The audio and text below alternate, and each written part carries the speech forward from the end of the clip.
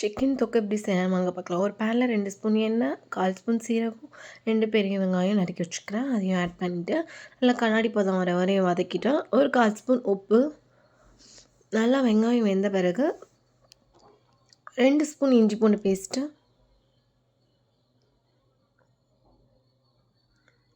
அது நல்லா பச்சை வாசனை போக்குற வரையும் நல்லா வதக்கிக்கோங்க. ஒரு பழுத்த தக்காளி, அது நல்லா மையாகிற வரையும் வதக்கிக்கோங்க. அப்புறம் 1/2 கேஜ் சிக்கன் எடுத்திருக்கேன். நல்லா மஞ்சள்தூள் போட்டு வாஷ் பண்ணிவிட்டு எடுத்துக்கோங்க. ஸோ அதை ஆட் பண்ணிவிட்டு நல்லா வதக்கி விடுங்க.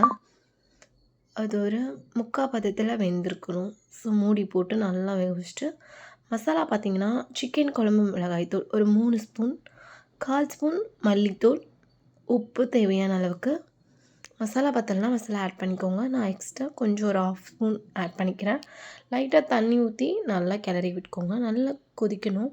உங்களுக்கு எந்த அளவுக்கு கிரேவியாக வேணுமோ அந்த அளவுக்கு தண்ணி ஊற்றிக்கோங்க. ரொம்ப ஊற்றிங்கன்னா குழம்பாயிடும். ஸோ அவ்வளோதாங்க, சிம்பிளாக இருக்கும். லாஸ்ட்டில் கொத்தமல்லி தூவி இறக்கிடுங்க.